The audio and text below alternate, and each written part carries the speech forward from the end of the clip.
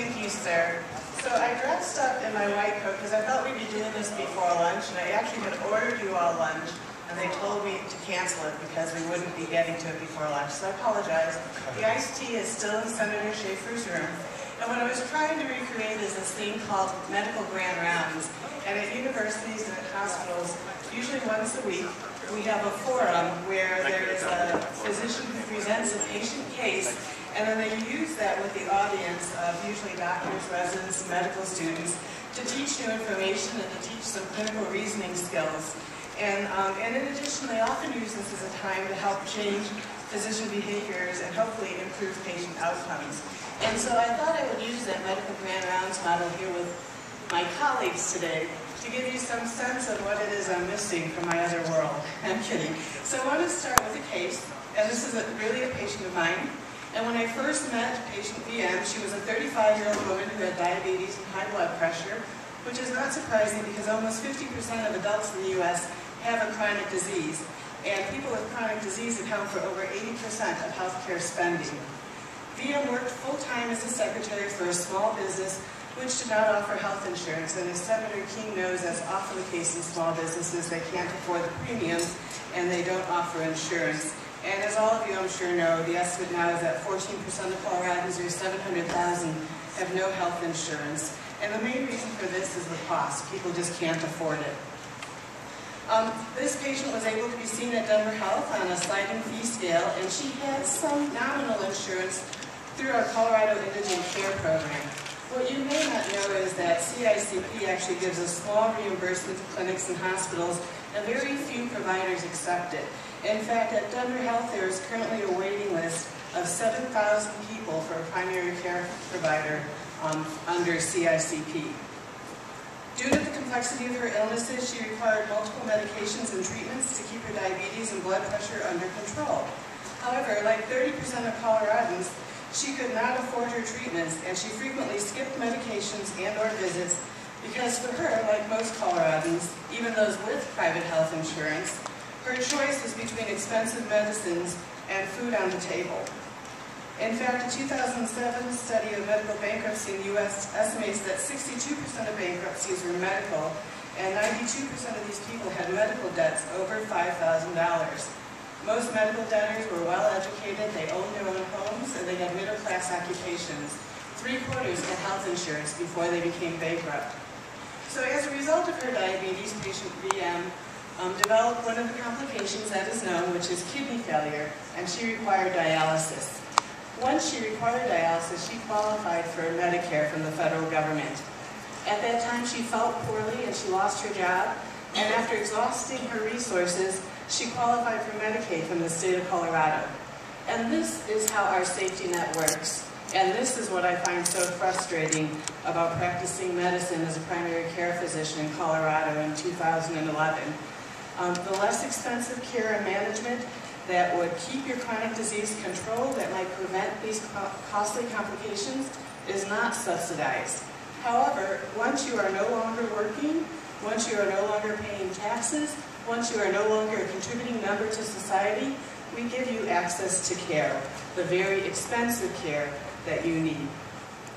In fact, Colorado has 564,000 people on Medicaid and 514,000 people on Medicare. Over the next 6 years, patient VM developed a leg ulcer, she had a leg amputation, she had coronary artery disease and heart bypass surgery, and she developed congestive heart failure. She was in and out of the hospital multiple times, and she died at the age of 54. Colorado's economy is estimated to have lost as much as $4 billion because of poor health and shorter lifespan of the uninsured in 2007. So I wish that I could tell you that this patient was a unique or unusual story, but unfortunately it's a very common story in our current healthcare non-system. We don't provide the needed incentives and payments for the less costly care, and we come to the rescue when severe complications have developed. Additionally, the ability of primary care physicians to adequately manage chronic disease is limited by the fact that providers are reimbursed on a fee-for-service basis. In other words, there's no mechanism or incentive for doctors at DHH or other systems, with the exception of Kaiser, to keep people healthy and out of doctors' offices and hospitals. In addition, it's estimated that it would take 10.6 hours per workday for a physician to deliver all the recommended care for patients, which is why we only hit 50% of patients with receiving recommended medical care. Plus, it would take 7.4 hours per day to provide evidence-based preventative care to an average panel of patients, which is again why we reach closer to 40% on providing prevention to our population. So is it any wonder that half of all patients leave their office visits without having understood what the physician said? That the 1999 Institute of Medicine report estimates that preventable medical errors cause 44,000 to 98,000 preventable deaths each year? And is it any surprise that fewer medical students are choosing careers in primary care? In fact, the American Academy of Family Physicians found that there's been a 52% drop in the number of medical students choosing primary care as their specialty since 1997.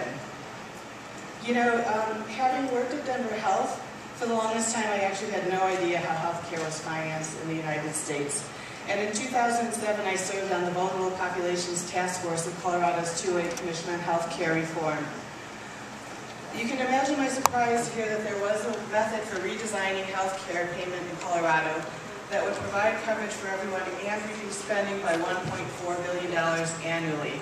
And in fact, I was really surprised that neither the Commission nor the Governor touted this solution. Why would politicians, or anyone for that matter, choose not to decrease healthcare spending and help people with chronic disease keep themselves healthy? Since then, I've come to realize the answer to that seemingly simple question, and it's very complicated. And like most industries, where there's lots and lots of money, there's a huge pushback to change. But I decided I needed to enter this fray because I refuse to believe that the state of Colorado is not ready to do the right thing. And I do believe that the right thing is politically viable if we understand it and work toward it. In Colorado, we need to redesign our healthcare system to have the attributes of a successful business. Senator Harvey commented about how I was describing market forces and businesses in our Business, Labor, and Technology Committee, even though I thought I didn't understand it.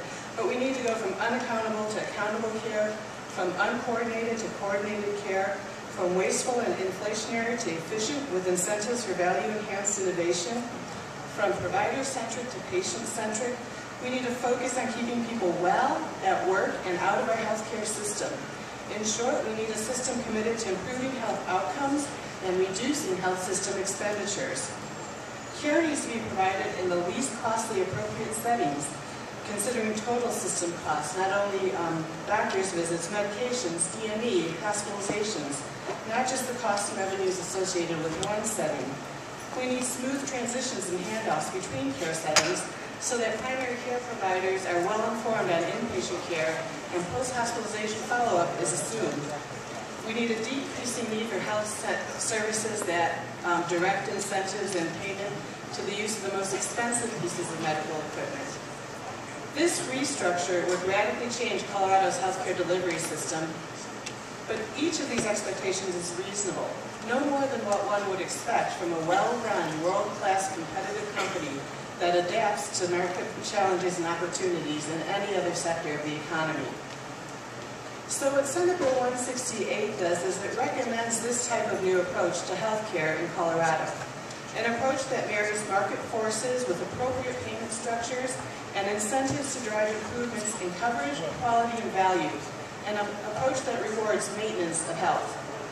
Health providers would be rewarded for quality and cost control. We would move away from fee-for-service treatment to patient-centered medical homes, emphasizing primary care, health promotion, disease prevention, early detection and treatment, chronic disease management, and cost-reducing innovation and process improvement. We would make better use of expensive physicians' times, impart routine practice with non-MD professionals, matching resources to the needs of the population served, and with regional concentration of complex care to achieve expertise and economies of scale. The system would encourage different delivery models to foster competition and innovation at the consumer level. In the end, some existing models might be winners in the competitive marketplace, or the winners might be entirely new, as yet unimagined models.